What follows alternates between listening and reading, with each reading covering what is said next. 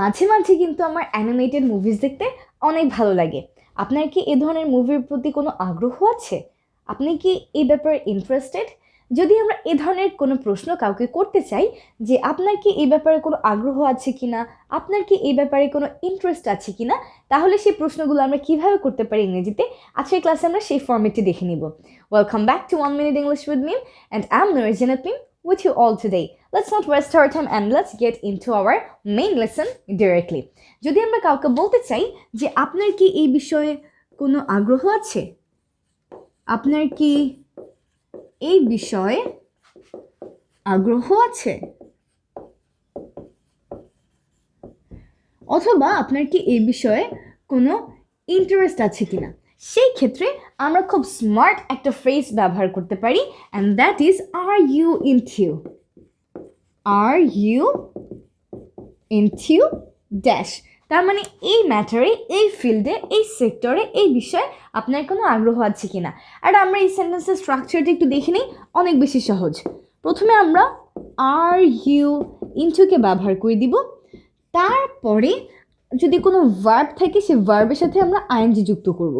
আর মাঝে মাঝে ভার্ব নাও থাকতে পারে, মাঝে মাঝে কোনো নাউন প্রোনাউনও থাকতে পারে, সেই ক্ষেত্রে আমরা ডিরেক্টলি তাকে বসিয়ে দিব। এর সাথে তো কখনো কোনো আইএনজি যুক্ত হবে না, শুধুমাত্র ভার্বের সাথেই কিন্তু আইএনজি যুক্ত হয়, তাই তো?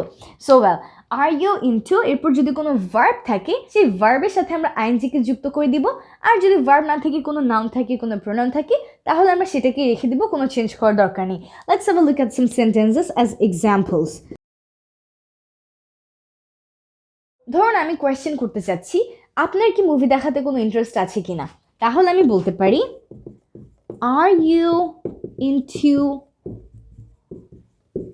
Watching movies. তো এইখানে ওয়াচ কিন্তু আমাদের ভার্বের সাথে আমরা আইএনজিকে যুক্ত করে ওয়াচিং বানিয়ে দিয়েছি। আমি যদি কাউকে বলতে চাই শিক্ষকতায় আপনার কোনো ইন্টারেস্ট আছে কিনা, সেই ক্ষেত্রে আমার প্রশ্নটা কেমন হবে? Are you into teaching? So here, teach is the verb and we used an ing with it. ধরুন আমরা কাউকে একটা প্রশ্ন করতে চাচ্ছি যে আপনার ইংরেজিতে আগ্রহ আছে কিনা। সো ইংরেজি কিন্তু একটা subject and it's a noun. Noun দিয়ে আমরা বলতে চাই এভাবে বলতে পারি, simple, are you into English? That's it. সেই ক্ষেত্রে আমরা ডিরেক্টলি আমাদের নাউনটাকে বসিয়ে দিলাম, কোনো আইএনজি নাই যেহেতু কোনো ভার্ব নাই। সো ওয়েল, তাহলে আমরা আজকে শিখে ফেললাম যে আমরা যদি নেক্সট টাইম কাউকে কোনো প্রশ্ন করতে চাই এভাবে যে এই বিষয়ে কি আপনার কোনো আগ্রহ আছে, এই ব্যাপারে কি আপনার কোনো ইন্টারেস্ট আছে, তাহলে আমরা যে ফর্মেটটি ব্যবহার করব তা হলো are you into dash. Are you into dash? And after are you into, if there is any verb, then we must use ing with it. And if we have any noun, then simply we can use that noun or a pronoun. For example, are you into watching movies? Are you into teaching? Are you into English? Are you into cooking? Are you into riding bike? Are you into traveling? Are you into gardening? Etc.